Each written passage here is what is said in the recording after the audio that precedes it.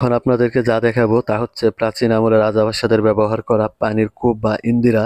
এটা রাজা বাদশারা যে ব্যবহার করতো। এখানে একটা হচ্ছে হ্যারিকেন। একটা মিউজিয়ামে প্রবেশ করছিলাম, তো এখানে ভিডিও করার নিষেধ, আমি জানতাম না, এরপরও কিছুটা ভিডিও করে ফেলেছি। এটাই হচ্ছে জমিদার বাড়ির সেই মূল পয়েন্ট, যেটা দেখার জন্য মানুষ দূর দূর থেকে ছুটে আসে, দেখে মনে হবে ইউরোপ। ভেতরে পেয়ে যাবেন আপনার এরকম ফুল বাগানের ভিতর দেখতে রাস্তা। অবশেষে আমাদের আজকের যাত্রা শুরু হলো এসবোলিং পরিবহন করে। আমার বাড়ি যেহেতু নাগরপুর থানায়, তো এখান থেকে এসবিলিং পরিবহন বালিয়াটি হয়ে সাভারে চলে যায়। তো আমি এসবিলিং পরিবহন করে যাচ্ছি আজকের বালিয়াটি জমিদার বাড়িতে। আপনারা যারা ঢাকা থেকে আসবেন, আপনারা সরাসরি ঢাকা থেকে সাভার আসবেন, সাভার থেকে ধামরাই আসবেন, ধামরাই থেকে সিএনজি বা বাসে করে আসতে পারবেন বালিয়াটি জমিদার বাড়ি। সেখানে আসার পর আপনারা অটোতে করে চলে যেতে পারবেন একদম জমিদার বাড়ির সামনে। তো এটা হচ্ছে জমিদার বাড়ির 3 রাস্তার মোড়। এখান থেকে একটা হচ্ছে টাঙ্গাইল মহাসড়ক আর একটা হচ্ছে সাভারের দিকে। এটা হচ্ছে জমিদার বাড়ির রাস্তা। এখান থেকে 10 টাকা ভাড়া দিয়ে আমরা চলে যেতে পারবো জমিদার বাড়ির সামনে। তো আমরা এখন জমিদার বাড়ির গেটের সামনে চলে আসছি। এটা হচ্ছে প্রবেশ গেট, ওখান দিয়ে আপনাকে প্রবেশ করতে হবে। তার আগে আপনাকে এখানে টিকিট কেটে নিতে হবে। টিকিট কাটা নেওয়ার আগে এই নোটিশটা অবশ্যই এখানে পড়ে নেবেন আপনারা। এটা পড়ে নিন, ওইখানে টানানো আছে। তো আমরা অবশ্যই টিকিট নিয়ে নিলাম। পার পার্সন জনপ্রতি 30 টাকা করে টিকিট নিয়েছে। আমরা টিকিট কেটে নিয়ে অবশেষে আমরা এখন ভিতরে ঢুকে গেলাম। ঢুকে যাওয়ার পরে এটাই হচ্ছে জমিদার বাড়ির সামনের অংশের যে ভিউটা, এটা হচ্ছে সামনের অংশ। তো এই গেট দিয়ে আমরা প্রবেশ করেছি। তো এটা হচ্ছে সামনের অংশ, অনেক সুন্দর একটা জায়গা। চারপাশে অনেক গাছ, ফুলের গাছও আছে। অনেক সুন্দর একটা দেখার মতো একটা ভিউ পেয়ে যাবেন আপনারা ঢোকা মাত্রই। এটা হচ্ছে সামনের অংশ। তো আমরা এখন আস্তে আস্তে পুরো ভিউটা ঘুরে দেখব। পুরো বাড়িটাই ঘোরার চেষ্টা করব এবং আপনাদেরকে পুরো বাড়ি ঘুরে দেখাবো। তো অবশেষে চারপাশটা দেখার পর আমরা সামনে এখানে একটা মিউজিয়াম বা জাদুঘর একটা পেয়ে গেলাম। এই সামনেরটাই হচ্ছে জাদুঘর। এটা হচ্ছে বালিয়াড়ি জমিদার বাড়ির জাদুঘর। তো আমরা এখন এই মিউজিয়ামে প্রবেশ করব। এখানে প্রবেশ করার পরে আমরা এখানে দেখতে পাচ্ছি হচ্ছে সিন্ধুক, লোহার সিন্ধুক। এগুলো প্রাচীন কালে রানীরা বা রাজার বংশধররা এই সিন্ধুকগুলো ব্যবহার করে তাদের সোনা দানা বা টাকা পয়সা যাই বলেন, এই লোহার সিন্ধুকে তারা হেফাজতে রাখতো বা সংরক্ষণ রাখতো। এখানে অনেকগুলো বক্স সারিবদ্ধ রাখা আছে। প্রত্যেকটার সাথে নাম লেখা আছে, উপর আপনারা নাম লেখা পেয়ে যাবেন। ওগুলো পড়ে নেবেন। তো আমি আপনাদেরকে শুধু জাস্ট কিভাবে কই কি অবস্থায় রাখা আছে সবগুলো আপনাদেরকে ঘুরিয়ে দেখাচ্ছি। তো চারপাশটা ঘুরিয়ে দেখালাম। এইগুলো অনেকগুলো বক্স রাখা আছে, প্রায় 15-20টার মতো হবে। আমি তো সবগুলো কাউন্ট করতে পারি নাই। তো এখানে একটা দেখে এই বক্সটা একটু খোলার চেষ্টা করি, দেখা যাক খোলা যায় কিনা। অবশেষে খোলার ট্রাই করলাম, খোলা গেল না। এগুলো ভিতর থেকে হয়তো লক করা আছে, যার কারণে খুলতে পারলাম না। তো এখন আমরা এই দিক দিয়ে উপরে চলে যাচ্ছি। উপরে রাজাদের ব্যবহার করা জিনিসপত্র, আসবাবপত্র এখানে রাখা আছে। তো আমরা এখন ওইগুলো ঘুরে ঘুরে দেখবো এখানে ওনারা কি ব্যবহার করতো। এবং আরেকটি মিউজিয়ামে আমরা চলে আসছি। এখানে আসলে আপনারা দেখতে পারবেন প্রাচীন আমলে রাজা বাচ্চারা যে ব্যবহার করতো। এখানে একটা হচ্ছে হ্যারিকেন, এটাও একটি হ্যারিকেন। এদিকে হচ্ছে হ্যাজাক লাইট। প্রাচীন আমলে যখন বিদ্যুৎ ছিল না, তখন ওনারা এগুলো ব্যবহার করতো আলোর পরিবর্তে। এটা হচ্ছে প্রাচীন একটি হ্যাজাক লাইট। এগুলো স্পর্শ করা যাবে না, এগুলো প্রাচীন আমলে রাজা বাচ্চারা এগুলো ব্যবহার করতো। কাঠের তৈরি ফার্নিচার। প্রবেশ এন্ট্রি। তো কিছুক্ষণ আগে একটা মিউজিয়ামে প্রবেশ করছিলাম, তো এখানে ভিডিও করার নিষেধ, আমি জানতাম না, এরপরও কিছুটা ভিডিও করে ফেলেছি। যতটুকু দেখাইতে পারছি মিউজিয়ামের ততটুকুই। তো এখন আমরা সম্পূর্ণ বাড়িটা ঘুরে দেখবো। এখন আমরা আরো অন্য দিকে যাব। তো মিউজিয়ামে আপনাদেরকে তেমন কিছু দেখাতে পারলাম না। এই জায়গায় আপনারা আসলে ভিডিও করতে পারবো না, কিন্তু ঘুরে ঘুরে আপনারা প্রাচীন আমলে যে রাজা বাচ্চারা যে কি খাট পালং বা হাড়ি পাতিল ইত্যাদি যেগুলো ব্যবহার করতো, আপনারা ওনাদের ব্যবহার করা জিনিস ওইখানে দেখতে পাবেন। তো এখানে ভিডিও করা নিষেধ, যার কারণে ওই জায়গায় আপনাদের কিছু দেখাতে পারিনি।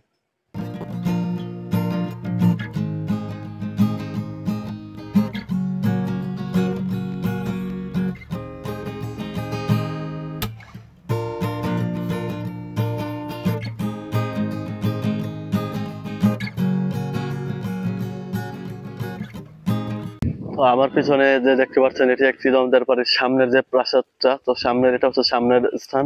আর পিছনে আরো অনেকগুলো ভবন আছে। আমরা এখন পিছনের দিকেই যাচ্ছি। তো আপনাদেরকে সামনের ভিউটা তো দেখালামই। এটা হচ্ছে সামনের প্রাসাদ। এটা এখানে অনেক সুন্দর একটা ডিজাইন করা আছে। সামনের এখানে গেটে ঢোকার সময় একটা সিংহের মূর্তি আপনাদের সামনে পড়ে যাবে। এই সাইডে আরেকটা আছে, এটা একটু ভাঙাচোরা, তবে এটা একটু মানে রং করা আছে, এটা একটু দেখতে সুন্দর। তো চাইলে আপনারা এই দিক দিয়েও ঘুরতে পারেন, ছবি তোলার মতো অনেক সুন্দর একটা ভিউ পয়েন্ট পাবেন। এখন আমরা ভিতরের দিকে যাই, দেখা যাক।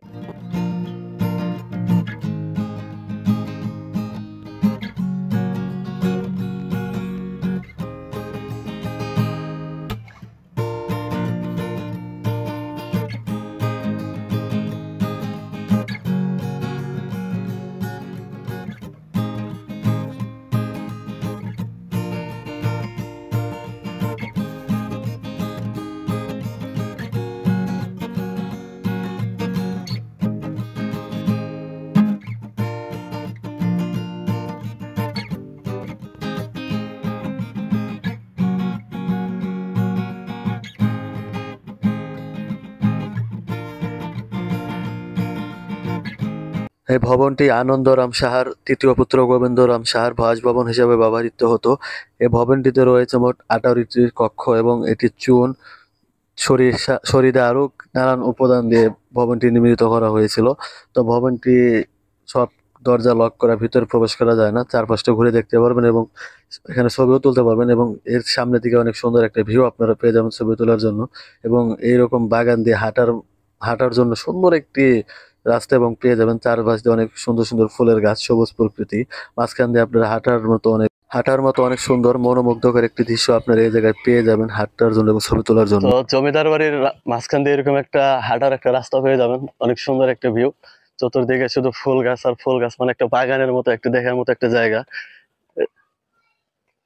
এখান দিয়ে আপনারা চাইলে হাঁটতে পারেন অনেক। এখন আপনাদেরকে যা দেখাবো তা হচ্ছে প্রাচীন আমলে রাজাবাদশাদের ব্যবহার করা পানির কূপ বা ইন্দিরা। এটাকে পানির কূপ বলা হয়। এটা ব্যবহার করে প্রাচীন আমলে রাজাবাদশারা তাদের পানির চাহিদা পূরণ করে থাকতেন। এবং পাশেই পেয়ে যাবেন এরকম সুন্দর একটা ক্যাকটাস গাছ এবং এই সাথে এরকম একটা ফুলের বাগান তো আছে। এখানে চাইলে আপনারা দাঁড়িয়ে ছবিও তুলতে পারেন বা কিছু সময় এখানে কাটিয়ে বিশ্রামও নিতে পারবেন। সামনে বসারও জায়গাও আছে। তো এই সিঁড়ি দিয়ে নেমে গেলে আপনারা এখানে সামনে পেয়ে যাবেন 6 ঘাট বিশিষ্ট একটি পুকুর। এটি মূলত সাত ঘাট পুকুর নামে পরিচিত, কিন্তু একটু ঘাট নষ্ট হয়ে যাওয়ায় এখন 6 ঘাট অবশিষ্ট আছে। তো এখানেও নিচ থেকে আপনার চাইলে ঘাটে দাঁড়িয়ে ছবি তুলতে পারেন এবং নিচ থেকেও উপরের জমিদার বাড়ির ভবনের অনেক সুন্দর একটা ভিউ দেখা যায়। এবং এখানে চাইলে আপনারা এখান থেকেও ছবি তুলতে পারবেন বা বিলের ওই পাশে যে জায়গাটা দেখা যাচ্ছে ওই দিকেও আপনারা যাইতে পারবেন। ওখান থেকে সামনের ভিউ অনেক সুন্দর একটা ভিউ দেখা যায়। তো এই ছিল জমিদার বাড়ির পুকুরের ভিউ। আপনারা যদি কখনো এখানে আসেন তো অবশ্যই এক পুকুরটা পাড়ে যাওয়ার চেষ্টা করবেন যদি সম্ভব হয়। তো আমরা এখন আছি জমিদার বাড়ির যে পুকুরটি আছে এখানে, সে একটা দিঘি বলে, সেই দিঘির কাছে আমরা এখন আছি। এখানে তখনকার সময় রানীরা হয়তো এখানে গোসল করতে। এখানে কয়েকটি ঘাট আছে, এখানে অনেকগুলো পদ্ম ফুল দিয়ে পুরো বিল বা পুকুর দিকে যেটাই বলেন আপনারা, এখানে পুরো পুকুরটি এখন শাপলা ফুল দিয়ে ভর্তি আছে। তো এখন একটু পানি কম আছে, কিছুদিন পর হয়তো বর্ষার মৌসুম আসলে তখন হয়তো আরো পানি ভরপুর থাকবে, তখন আরো সুন্দর দেখা যাবে। তো আমার পিছনে যে ভবনটি দেখা যাচ্ছে এটি হচ্ছে একদম জমিদার বাড়ির পিছনের ভবন। ওইদিকে একটা মিউজিয়াম আছে ওইখানে। তো পুরো ভিডিও করতে পারিনি, তবে কিছু অংশ আপনাদেরকে ঘুরে দেখাইছি। এখন ওই দিকে সামনের অংশ থেকে একদম জমিদার বাড়ির পুরো ভিউটা আরো সুন্দর দেখা যায়। তো ওই দিক থেকে এখন দেখা যাক কি দেখা যায়। এখন আমি একটু সকাল সকাল আসছি, যার কারণে এখানে মানুষ অনেক, লোকজন তেমন আসে না, লোকজন অনেক কম। হয়তো আরো পরে হয়তো আরো লোকের আনাগোনা আরো বেড়ে যাবে।